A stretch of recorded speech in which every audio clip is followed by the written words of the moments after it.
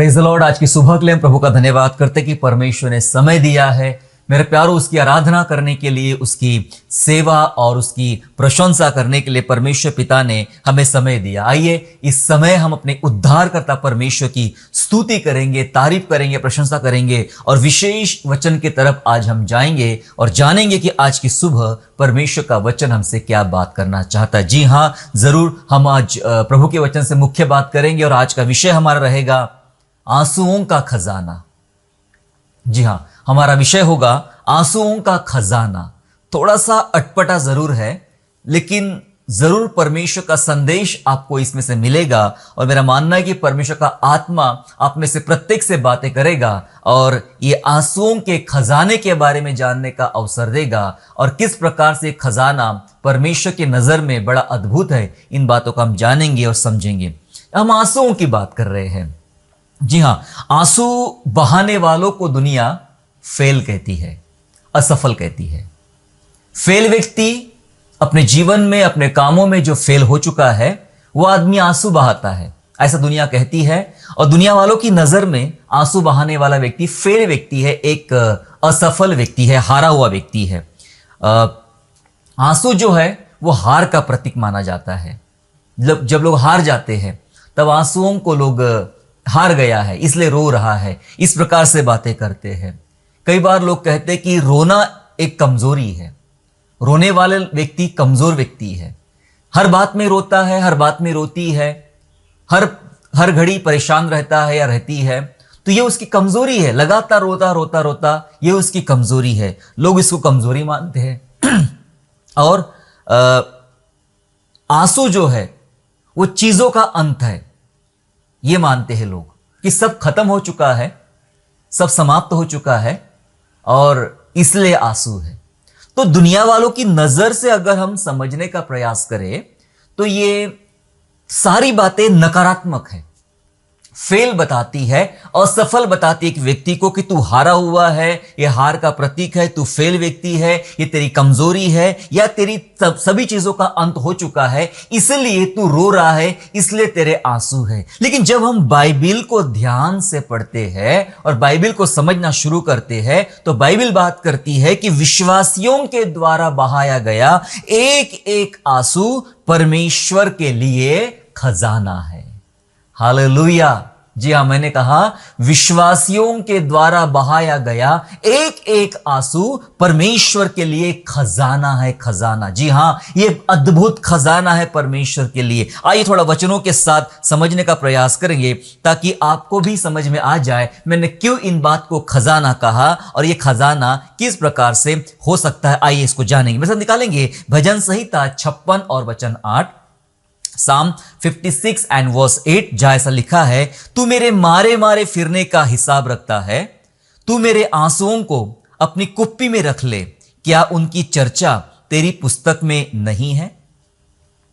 वचन कहता है कि प्रभु तू मेरे मारे मारे फिरने का हिसाब रखता है। इस पर हम बाद में बात करेंगे, हिसाब के ऊपर में हिसाब रखता है। और मुख्य लाइन यहां पर यह है कि तू मेरे आंसुओं को अपनी कुप्पी में रख ले, अपने आंसू, मेरे आंसुओं को अपनी कुप्पी में रख ले।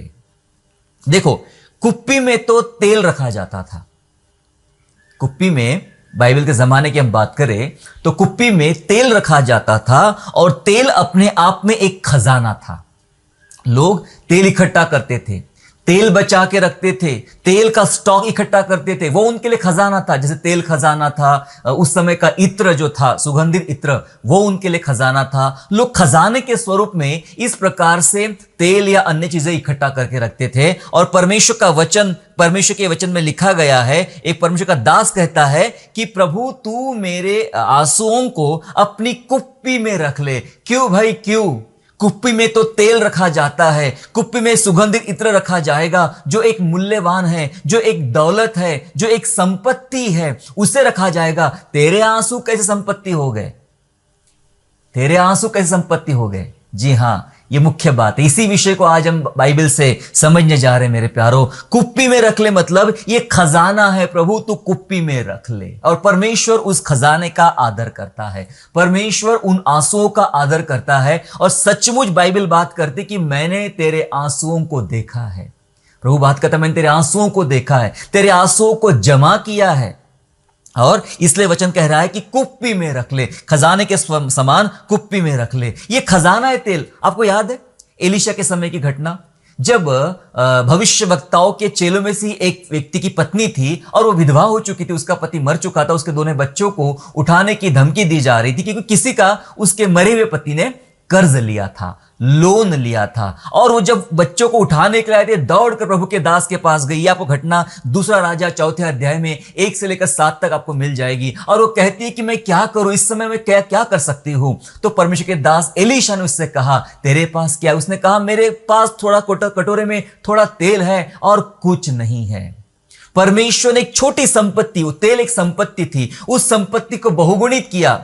उसे कहा कि तुम आसपास के घरों से बर्तन मंगा ले और बर्तनों को अंदर ले जा, घर में ले जा, अपने बच्चों को अंदर ले जा, दरवाजा लगा दे, खिड़कियां लगा दे और तेल उंडेलना शुरू कर। तब तक तेल उस कटोरे में से उंडेलता रहा जब तक सारे बर्तन भर ना गए। और जब सारे बर्तन तेल से फुल हो गए तब तेल बहना रुक गया। तब प्रभु के दास ने कहा, एलीशा ने कहा कि तू ये तेल बेचकर अपना ऋण चुका दे, अपना लोन चुका दे और बचे हुए पैसे से अपना घर चला, अपना परिवार, अपने बच्चों को चला। मैं ये बताना चाहता मेरे प्यारो कि तेल के द्वारा चमत्कार ये हुआ और तेल से कर्ज चुकाया गया। तेल एक संपत्ति थी, तेल इतना अमूल्य था, तेल एक इतना खास था कि जिसके द्वारा एक लोन चुकाया गया, एक ऋण चुकाया गया था। इसलिए परमेश्वर का दास यहां पे कह रहा है कि मेरे आंसुओं को अपने कुप्पी में रख ले, तेल के समान, एक संपत्ति के समान रख ले। मैं तेरे लिए एक संपत्ति बनना चाहता हूं परमेश्वर। और मैं क्या बनता हूं ये मायने रखता नहीं है, लेकिन परमेश्वर का नजरिया क्या है आंसुओं के प्रति, ये ज्यादा मायने रखता है मेरे प्यारों। परमेश्वर का नजरिया क्या है उन आंसुओं के प्रति। और सचमुच प्रभु का नजरिया ऐसा है, प्रभु बहुत प्यार करता है, प्रभु बहुत आदर करता है। परमेश्वर आपके आंसुओं के बारे में बहुत सोचता है, बहुत चिंता करता है और बहुत अमूल्य जानता है। प्यारो, परमेश्वर धर्मियों की कठिनाइयों को जानता है। आंसू कब आते हैं हमारे जीवन में, उस पर हम बात करेंगे। धर्मियों की कठिनाइयां क्या होती है? बहुत कठिनाइयों से हमें गुजरना पड़ता है। परमेश्वर उन कठिनाइयों को देखता है। प्रभु की नजर उन सब बातों पर होती है जो हम करते रहते हैं। वो हमारा उठना, हमारा बैठना, सब कुछ जानता है। हम किस प्रकार की समस्या से गुजर रहे हैं, ये बातें भी परमेश्वर जानता है। कितनी रातें आप सोए नहीं हो, बिना नींद की आपने कितनी रातें बिताई है, इन बातों को भी परमेश्वर बराबर देखता है। आप अपने जीवन में बीमारियों को लेकर, परिवार के सदस्यों को लेकर, आर्थिक बातों को लेकर जो पीड़ाएं महसूस करते, जो स्ट्रगल करते हैं, जो अपमान आप फील करते हो, जो सताव या समस्याएं सेवकाई की वजह से या अन्य बातों की वजह से जब महसूस करते हो, उन सारी कठिनाइयों को परमेश्वर देखता है। और वो सब करते करते पता है क्या होता है हमारे साथ? हम आंसू आंसू और आंसू बहाते रहते हैं।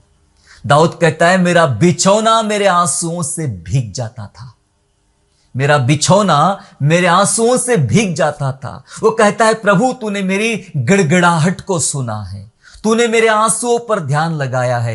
कितनी रातें दाऊद सोया नहीं, उसका गिड़गिड़ाना परमेश्वर ने सुन लिया।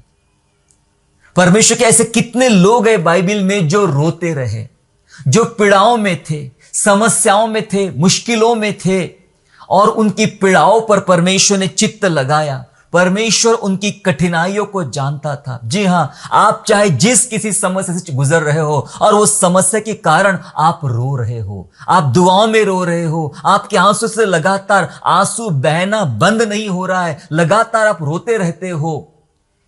क्या लगता है आपको? दुनिया वालों के समान ये एक फेल व्यक्ति का चिन्ह है, असफलता का चिन्ह है, ये कमजोरी है या एक चीजों का अंत है? क्या है? दुनिया वाले क्या सोचते हैं, संसार क्या सोचता है, उससे हमें कोई लेना देना नहीं है मेरे प्यारो। लेकिन मेरे आंसुओं की कीमत मेरे प्रभु के नजर में क्या है, ये बहुत मायने रखती है। हालेलुया, ये बातें बहुत मायने रखती है। बाइबल तो ये भी कहती है कि परमेश्वर हमारे दुखों का हिसाब रखता है। मैंने पहले कहा था कि तू मेरे मारे मारे फिरने का हिसाब रखता है। परमेश्वर हमारे दुखों का हिसाब रखता है। हिसाब कहां लिख के रखा जाता है? हिसाब उसकी पुस्तक, उसके पास एक पुस्तक है और उस पुस्तक में वो हिसाब लिख के रखता है। कैसे? मलाकी की पुस्तक में वचन लिखा है, मलाकी 3:16 में, मलाकी 3:16 में ऐसा लिखा गया है, तब यहोवा का भय मानने वालों ने आपस में बातें की। बहुत खास वचन, ध्यान सुनिएगा, फिर से पढ़ता हूं। तब यहोवा का भय मानने वालों ने आपस में बातें की और यहोवा ध्यान धरकर उनकी सुनता था। और जो यहोवा का भय मानते और उसके नाम का सम्मान करते थे, उनके स्मरण के निमित्त उसके सामने एक पुस्तक लिखी जाती थी। हालेलुया। आपको पता है ये वचन कितना खास है? मलाकी 3:16 ये कितना खास है, कितना अद्भुत है। लिखा है कि यहोवा का भय मानने वालों ने आपस में बातें की।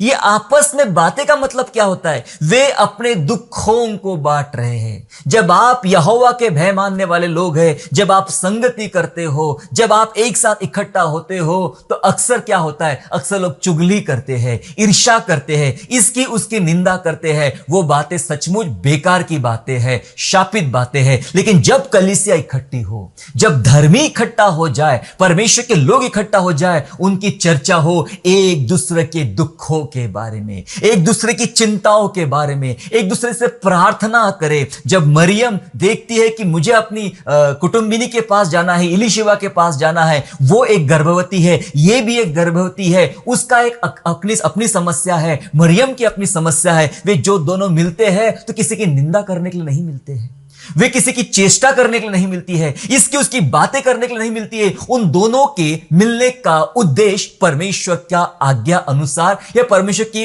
आत्मा के अनुसार होता है। इसलिए वचन कहता है कि एक व्यक्ति से दूसरा व्यक्ति मिलता है। मतलब मरियम से इलीशिबा मिलती है तो इलीशिबा के पेट का बच्चा उछल जाता है, वो आत्मा से भर जाती है। जब आपकी संगति हो तो एक दूसरे के साथ मिलने के द्वारा, एक दूसरे से बातें करने के द्वारा हम आत्मा से भर जाए, हम प्रेम से भर जाए, हम उन कृपा से, उस करुणा से भर जाए। मेरे प्यारो, बाइबल बात कर रही है कि प्रभु तू मेरे मारे मारे फिरने का हिसाब रखता है। लिखा है वचन में, तब यहोवा के भय मानने वालों ने आपस में बातें किया। क्या आप अपनी चिंताएं दूसरों के साथ शेयर करते हो? दूसरे पता नहीं, आप अपने घर में शेयर करते हो? पति और पत्नी, बच्चे, माता पिता, अगर आपस में हम शेयर करते, परमेश्वर के नाम से जो चर्चा करते हम, सुनिएगा, अपनी चिंताओं के विषय में, अपने तकलीफों के विषय में, जब हम परमेश्वर के नाम से बातें करते हैं, शेयरिंग करते हैं अपने परिवार में, बाइबल बात करती है यहोवा ध्यान धरकर उनकी सुनता था। हालेलुया, कितनी अद्भुत बात है मेरे प्यारो। ये परमेश्वर ध्यान धरकर आपकी सुनता है, ध्यान धरकर आप पर नजर रख रहा है कि मेरे बच्चे क्या चिंता कर रहे हैं, मेरे लोग क्या बातें कर रहे हैं। और लिखा है जो परमेश्वर का भय मानते थे, परमेश्वर उनके नाम का सम्मान करता था। सम्मान, यस, आपकी चिंताओं का परमेश्वर सम्मान कर रहा है, आपके आंसुओं का परमेश्वर सम्मान कर रहा है, आपकी तकलीफों का परमेश्वर सम्मान करता है, और आपकी तमाम चिंताएं, आपकी तमाम कठिनाइयां, लिखा है वचन में, अपने पुस्तक में लिख लेता है। क्या क्या लिखा है वचन में? क्या वो सब बातें क्या उनकी चर्चा तेरी पुस्तक में नहीं है ना? हमने पढ़ा भजन 56 में, क्या उनकी चर्चा तेरे पुस्तक में नहीं है? क्योंकि पुस्तक परमेश्वर लिखता है। पुस्तक, मलाकी पुस्तक कहती है कि पुस्तक परमेश्वर लिखता है। मतलब हमारी चिंताएं, हमारी कठिनाइयां परमेश्वर लिखता है। मेरे प्यारो, आपका हिसाब रखता है, आपके कठिनाइयों को परमेश्वर जानता है। मेरे प्यारो, मैं आपको एक बात वही आज बता देना चाहता हूं। यदि आप आंसुओं के साथ प्रभु के सामने बैठे हो, आंसुओं के साथ अपनी चिंताएं बता रहे हो, आंसू बहा बहा कर अपनी चर्चा परमेश्वर के सामने रख रहे हो, तो मैं एक बात आपको बताना चाहता हूं, परमेश्वर के लिए यह अद्भुत खजाना है। आंसू खजाना है, खजाना। इस खजाने की सुरक्षा गत्समनी बाग में भी की गई थी। यीशु रोया, गत्समनी बाग में गया, वो रोया, वो इतना उसका हृदय टूटा हुआ था। वचन कह रहा है उसका पसीना लहू की बूंदे बनकर गिर रहा था और उसको बल देने के लिए एक दूत भेजा गया। मैं कहता हूं स्वयं परमेश्वर था वो कोई और दूत नहीं, वो स्वयं परमेश्वर पिता था जो अपने पुत्र की सहायता के लिए खड़ा हो गया। उस बहते हुए पसीने को जो लहू में बदल चुका था उसे पकड़ने के लिए, उसे रखने के लिए, क्योंकि वो बहुत मूल्यवान था। आंसुओं की कीमत मेरे प्यारों दुनिया में कोई ना जाने, लेकिन आपकी आंसू की कीमत परमेश्वर बराबर जानता है। यह उसके लिए खजाना, इसलिए लिखा है मेरे आंसू को अपनी कुप्पी में रख ले, खजाने के स्वरूप में अपनी कुप्पी में रख ले। आपका और मेरा परमेश्वर हिसाब रखता है मेरे प्यारों। कुछ बहुत ही महत्वपूर्ण बातों को जानेंगे कि आंसू का खजाना क्या है, जिस पर हम अभी चर्चा करने जा रहे हैं। ये सब ऐसी महत्वपूर्ण बातें हैं जो कलीसिया ने जानना चाहिए, कलीसिया ने समझना चाहिए कि आंसुओं की कीमत क्या है प्रभु के सामने में। जी हां, परमेश्वर का निज खजाना है आंसू बहाने वाली सेना। हालेलुया। मैंने कहा थोड़ा सा अटपटा जरूर लगेगा आपको, पर है परमेश्वर का वचन। जी हां, परमेश्वर का निज खजाना है, नीज खजाना है, अपना व्यक्तिगत खजाना है। कौन लोग? आंसू बहाने वाली सेना। ऐसे सेना की आज परमेश्वर को जरूरत है जो आंसू बहाए। क्योंकि आंसू बहाने वाली सेना मैं क्यों कह रहा हूं और आंसू बहाने वालों को परमेश्वर क्यों पसंद करता है, इन बातों को जानेंगे। आंसू बहाने वाले जो लोग होते हैं वो यूं ही आंसू नहीं बहाते प्रभु के सामने, क्योंकि वो इसलिए आंसू बहाते हैं क्योंकि वे परमेश्वर से प्रेम करते हैं। हर कोई थोड़ी रोता है प्रभु के पास में, क्योंकि जब रोने की बारी आती तो रोते नहीं, वो सीधा खड़े होते हैं और प्रभु से हट जाते हैं और अपने काम में लग जाते हैं, अपने पैसों पर, अपनी चीजों पर घमंड करना और उस पर काम करना शुरू करते हैं। रोते बहुत कम लोग, पता है आपको, रोते बहुत कम लोग। और किसी ने तो ये तक कह दिया था मेरे से कि भाई अभी नए नियम की चर्च के लोगों को रोने की जरूरत नहीं है, रोना सब खत्म हो चुका है। वो बड़े अज्ञानता में है, उन्हें नहीं पता कि रोना कितना मायने रखता है प्रभु के सामने। रोता कौन है? जो प्रभु से प्यार करता है। वो नहीं रोएगा जो प्रभु से कभी प्यार नहीं करता है। वो तो बस अपने कामों में या अपने पैसों में, अपनी चीजों में लगा रहता है। सो परमेश्वर से प्यार करते हैं वो रोते हैं, इसलिए प्रभु पसंद करता है, अपनी सेना बनाना चाहेगा ऐसे प्रेम करने वालों को जो रोते हैं। रोते क्यों है? क्योंकि वे अपनी निर्भरता दिखाते परमेश्वर के ऊपर में। प्रभु मेरे पास तेरे अलावा कोई सहारा नहीं है, तेरे अलावा मेरा कोई रास्ता नहीं है, इसलिए तो वो रोते हैं। वो रोना यह दिखाता कि प्रभु मैं तुझ पर डिपेंड हूं, मैं तुझ पर निर्भर हूं, तेरे अलावा मैं कुछ नहीं कर सकता हूं परमेश्वर, है ना। वे निर्भरता दिखाते हैं। रोते वो है जो परमेश्वर की इच्छा पूरी करते हैं। यह उसकी इच्छा है कि परमेश्वर के लोग मेरे सामने बैठे और वे मेरे सामने पश्चातापी बने रहे। वे रोए, आंसू बहाए, क्योंकि प्रभु उन आंसू को खजाने के स्वरूप में, वो आंसू नहीं है, देखा जाए तो सिंपल आंसू नहीं है, वो हमारे हृदय से निकला हुआ परमेश्वर के प्रति प्रेम है, हमारे अंदर से निकला हुआ वो उदारता है या फिर वो निर्भरता है। परमेश्वर उसका आदर करता है। कई जगह मैंने देखा रोने वालों का लोग आदर नहीं करते हैं, धुतकारते हैं, उन्हें भगा देते हैं, उन्हें हटा देते हैं, उनको बेइज्जत करते हैं। भाई आज के बाद मेरे सामने रोना नहीं, रोने वाले मुझे पसंद नहीं, दूर चले जाओ मेरी आंखों के सामने से। लेकिन परमेश्वर ऐसा नहीं है। पश्चातापी लोग और रोने वाले लोगों से बहुत प्यार करता है हमारा परमेश्वर। और परमेश्वर आया और सोचता है कि मेरी इच्छा पूरी करते ये लोग, मुझ पर निर्भर रहते हैं, इसलिए ऐसे लोगों से परमेश्वर प्रसन्न होता है, ऐसे लोगों से परमेश्वर बहुत प्रेम करता है मेरे प्यारों। आंसू वो चीज है जिसने मौत को हराया। हालेलुया, है ना। ऐसी सेना है ये परमेश्वर के पास जो आंसू बहाने वाले लोग हैं। और एक दो लोगों के बाद नाम बताना चाहूंगा मैं, ऐसे लोग जिनके आंसुओं ने मौत को हरा दिया, है ना, जिनके आंसुओं ने मौत को हरा दिया। अगर आप पढ़ेंगे दूसरा राजा 20वां अध्याय और वचन 5, 2 किंग चैप्टर 20 एंड वर्स 5, जहां ऐसा लिखा है, दरअसल ये हिजकिय्याह के बारे में लिखा है कि लौट कर मेरी प्रजा के प्रधान हिजकिय्याह से कहे कि तेरे मूल पुरुष दाऊद का परमेश्वर यहोवा यो कहता है कि मैंने तेरी प्रार्थना सुनी और तेरे आंसू देखे हैं। तेरे आंसू देखे हैं, देख मैं तुझे चंगा करता हूं और परसों तू यहोवा के भवन में जा सकेगा। हालेलुया। दरअसल ये हिजकिया परमेश्वर की प्रजा का प्रधान, ये राजा उसी दिन मरने वाला था। उसके पास यशाया नबी के द्वारा संदेश पहुंचा दिया गया कि आज तू मरने वाला है। क्या किया हिजकिया राजा ने? हिजकिया राजा ने आंसू बहाया। लिखा है वचन में, दीवार की तरफ मुंह करके वह उसने रोना शुरू कर दिया। क्या लगता है आपको, एक फेल व्यक्ति की निशानी है रोना? क्या लगता है आपको, क्या एक किसी कमजोरी है रोना? ये रोना वो नहीं है। वो रो रहा है, अपनी दुआएं प्रभु के सामने रख रहा है, अपनी प्रार्थनाएं प्रभु के सामने रख रहा है, अपना दिल खोल के प्रभु के सामने रख रहा है। मुझे लगता है बहुत सारी बातों का पश्चाताप कर रहा है, बहुत सारी चीजें प्रभु के सामने रख रहा है। प्रभु ने उसका वो काम नहीं देखे कि तूने आज तक क्या किया है, लेकिन प्रभु ने उसका उस दिन का रोना देख लिया। हालेलुया। एक जगह तो यह भी लिखा है कि राजा दाऊद, उसके लोगों ने एक दूसरे को विदा किया और वे रो रहे थे, और लिखा है कि दाऊद के आंसू सबसे ज्यादा थे। रोने वाले कोई नाजुक लोग नहीं होते हैं, रोने वाले कोई कमजोर लोग नहीं होते। मैं राजाओं की बात कर रहा हूं। क्या लगता है आपको?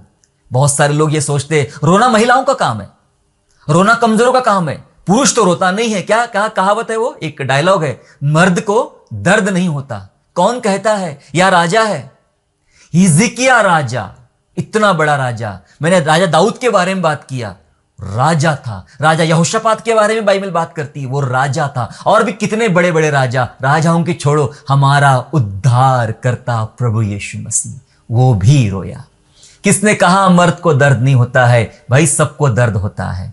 इसलिए मत समझ लेना कि मैं पुरुष हूं तो रोना मेरा काम नहीं है, स्त्री का काम है रोना, कमजोर लोगों का काम है रोना। नहीं, राजा रोया और परमेश्वर ने राजा के वो आंसुओं को देख लिया। जिस दिन वो मरने वाला था, प्रभु ने क्या क्या क्या क्या सुना हमने वचन में लिखा है कि उसके आंसू देखे हैं और तेरी प्रार्थना देखी है और मैं तुझे चंगा करता हूं। और परमेश्वर ने उस मौत को 15 साल की एक्स्ट्रा जिंदगी में बदल डाला। हालेलुया। मेरे प्यारो, आंसुओं ने मौत को हराया। ऐसों से प्रभु प्रसन्न होता है। ये सेना है प्रभु की, आंसू बहाने वाले। शायद आपको लगा होगा कि मैं प्रभु की सेना नहीं, मैं तो रोता ही नहीं कभी, मैं बहुत बलवंत हूं, मेरा आत्मविश्वास बहुत पक्का है, मैं बहुत स्ट्रांग हूं। मैं बताऊं, कोई स्ट्रांग नहीं दुनिया में। जब यीशु मसीह मनुष्य का पुत्र बन के हमारे लिए रो सकता है, दुनिया में कोई स्ट्रांग नहीं है, कोई स्ट्रांग नहीं। परमेश्वर के अलावा कोई स्ट्रांग नहीं है ना? और प्रभु चाहता है कि तुम ऐसे बातों से गुजरो और तुम्हें प्रभु सिखाए वो बातें। ऐसे लोगों की प्रभु के सामने जरूरत है, सेना में जरूरत है, जो रो के प्रभु का मन जीते, प्रभु का दिल जीते। ये वो राजा है जिसने मौत को हरा दिया सिर्फ अपने आंसुओं से। पता है बाइबल का सबसे छोटा वचन, यीशु रोया। यीशु रोया। यूहन्ना 11 अध्याय का 35 वचन कहता है, यीशु के आंसू बहने लगे, यीशु रोया। ये रोने ने एक मरी हुई लाश को जिंदगी में बदल डाला। आंसुओं ने मौत को जीत लिया। यीशु रोया और लाजर जिंदा हो गया।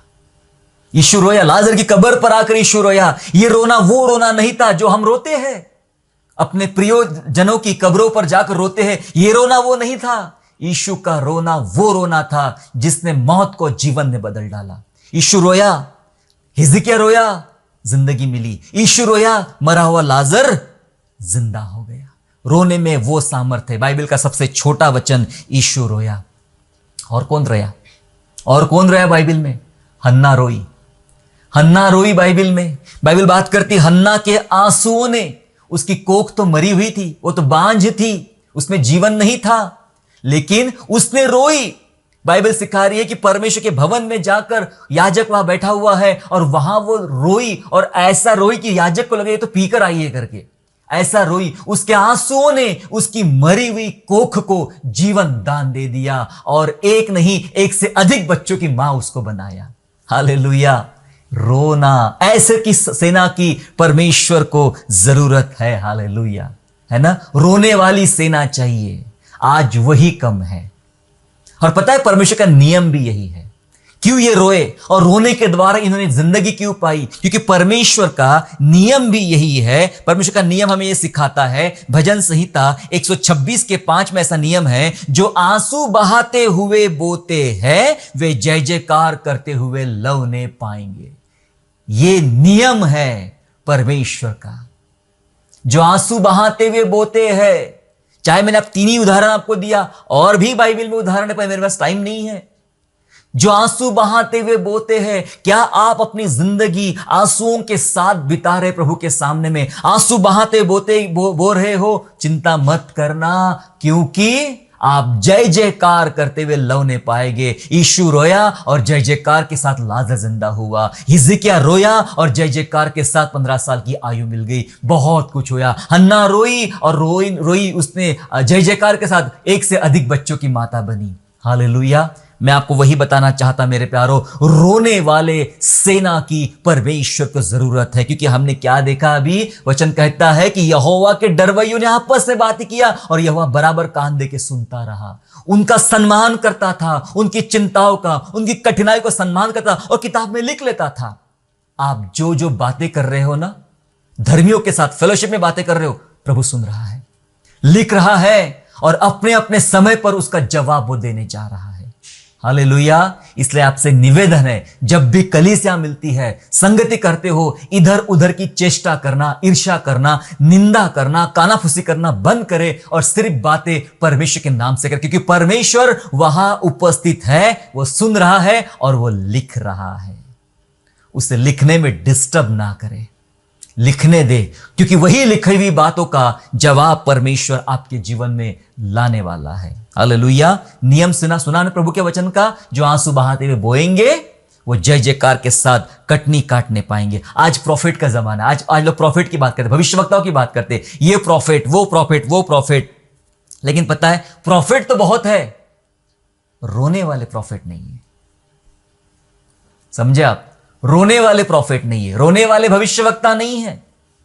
मेजर प्रॉफिट है यिर्मयाह के बारे में बाइबल बात करती है, मेजर प्रॉफिट कहा जाता है। 2 मुख्य किताबें लिखी, यिर्मयाह और विलाप गीत। लेकिन इस यिर्मयाह नबी का नाम है रोने वाला नबी।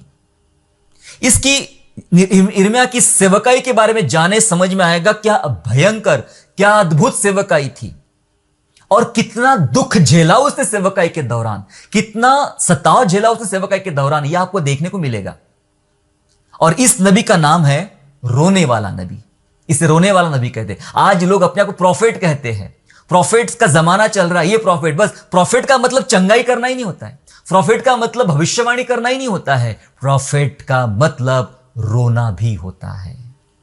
रोने वाले कितने हैं, रोने वाले कितने हैं, रोने वाले कितने हैं जो अपनी प्रजा के लिए रो रहे हैं, यरूशलेम के लिए रो रहे हैं, परमेश्वर के भक्तों के लिए रो रहे हैं, वो जो न बचाई हुई आत्माएं हैं उनके लिए रो रहे हैं। रोने के बहुत विषय मेरे प्यारो। यूहन्ना कहता है प्रकाशित वाक्य की पुस्तक में, जब मुहरों का खोलना खोला जा रहा था तो पुस्तक का खोलने वाला लिखा है कि पूरे दुनिया में, पूरे वर्ल्ड में कोई नहीं मिला। तो लिखा है, यूहन्ना कहता है, मैं फूट फूट कर रोने लगा क्योंकि उस पुस्तक का खोलने वाला कोई ना मिला।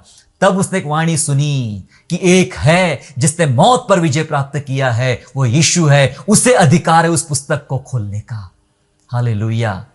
रोने का विषय है कि उसे कोई नहीं मिला, कि कोई नहीं है इस पुस्तक का खोलने वाला। यिर्मयाह इसलिए रो रहा है कि प्रभु मेरी प्रजा बंधुआई में पड़ी हुई है। मूसा रो रहा है कि मेरे लोगों को परमेश्वर ने मारने का ठाना क्योंकि वे अपश्चातापी लोग हैं। यीशु रोया कि मेरी कलीसिया एक हो जाए, मेरे बचाए हुए लोग एक हो जाए। हालेलुया। आज प्रॉफिट्स कहां है रोने वाले? आज कितनों को आप जानते हैं जो रोने वाले प्रॉफिट्स हैं? वो कुछ नहीं करते, वो भविष्यवाणी करना नहीं करते, आज वो चंगाई नहीं करना चाहते, आज वो सिर्फ दुआओं में बैठ के रोना चाहते हैं। महासभाओं का तैयारी करके, महासभाओं का ऑर्गेनाइज करके लोगों को कहे, आओ हम सब बैठ के आज प्रभु के सामने रोना शुरू करें। रोने की जरूरत है मेरे प्यारों।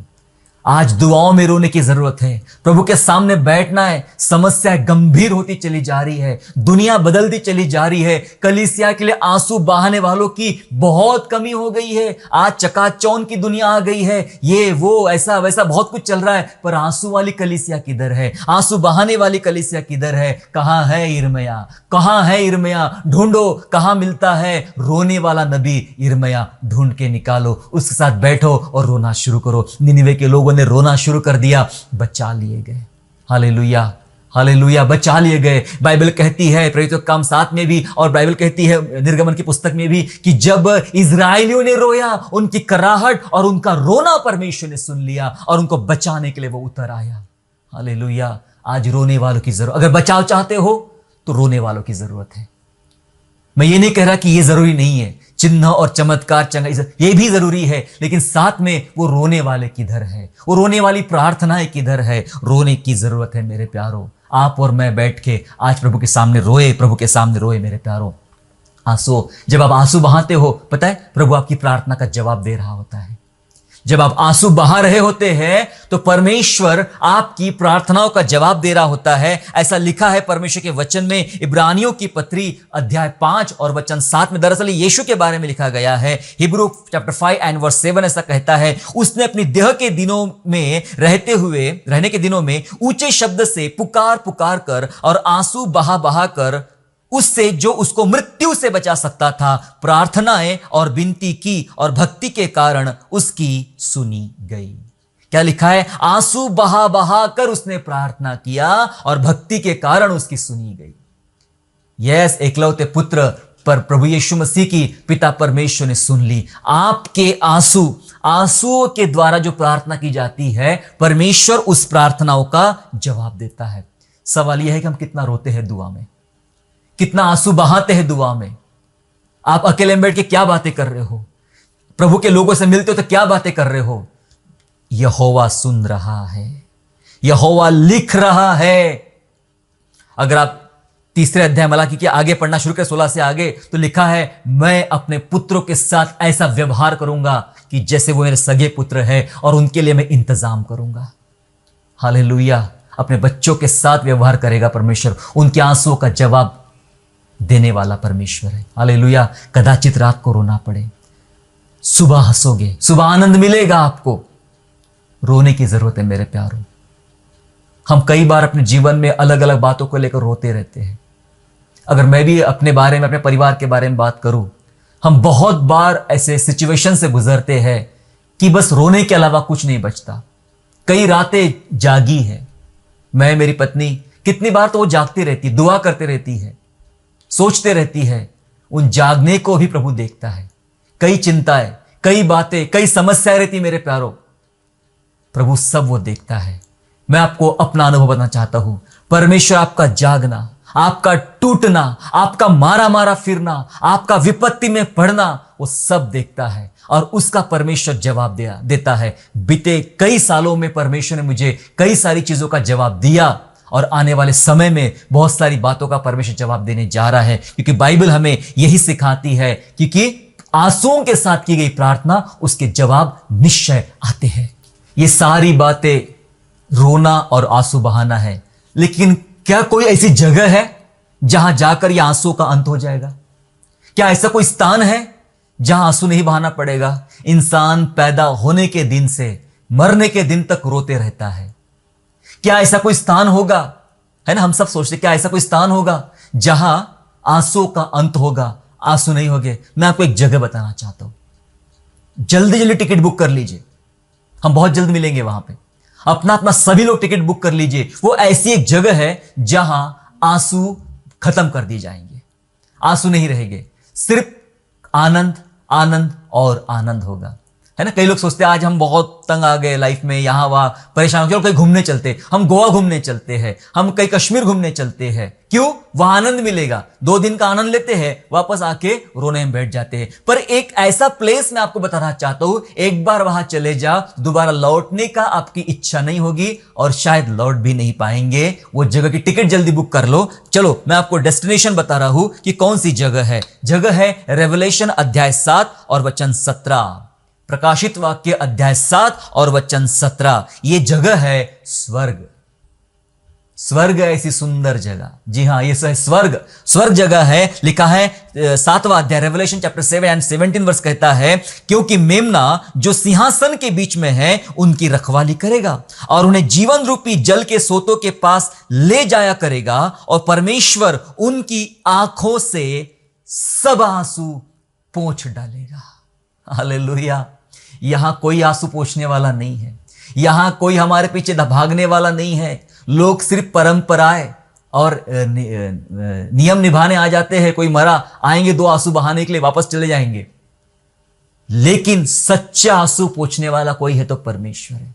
लिखा है वचन में कि परमेश्वर उनकी आंखों के आंसू पोंछ डालेगा। मेमना उससे रखवाली करेगा, जीवन रूपी जल के सोते के पास ले जाया करेगा, वो जीवन का जल पिलाया करेगा, और परमेश्वर उनकी आंखों से आंसू पोंछ डालेगा। आपके आंखों के आंसू परमेश्वर पोंछने जा रहा है। हालेलुया।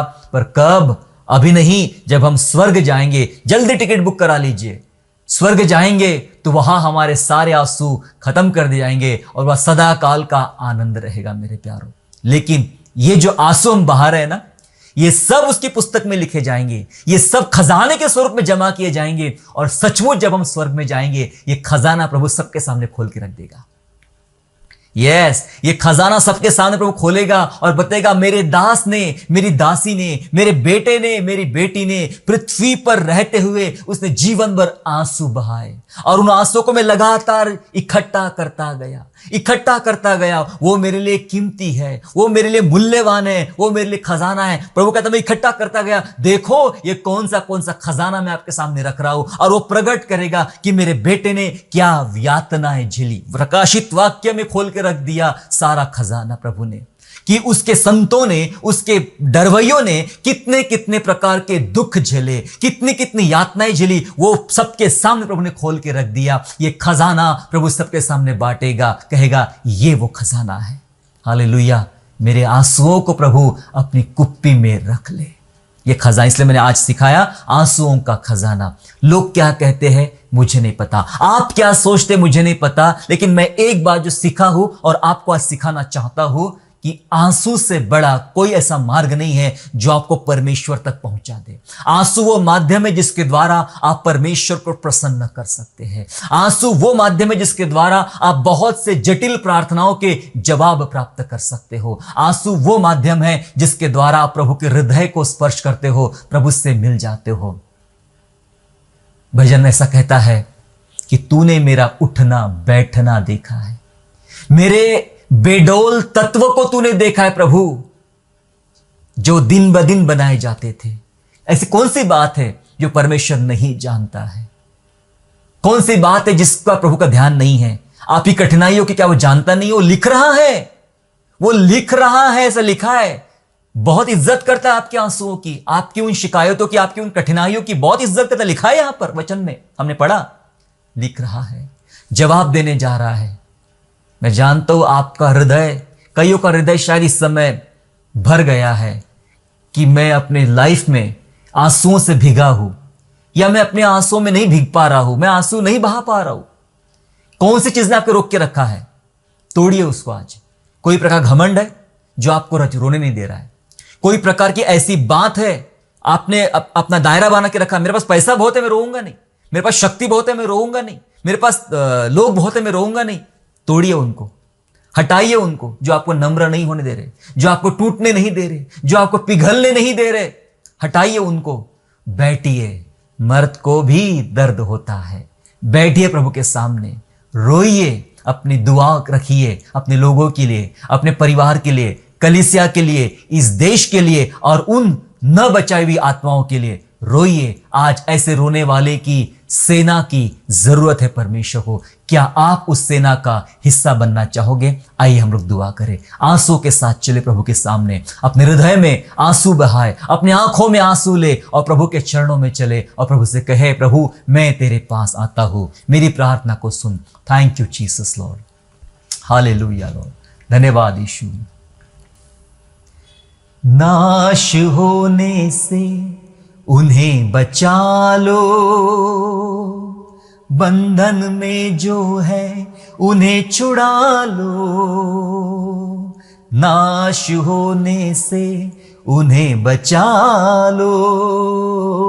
बंधन में जो है उन्हें छुड़ा लो, आता हूँ घुटनों पर दुआएं करता हूँ, मैं रोता हूँ ऐ यहोवा, गिड़गिड़ाता हूँ मेरे यहोवा, मैं रोता हूँ ऐ यहोवा, गिड़गिड़ाता हूँ मेरे यहोवा।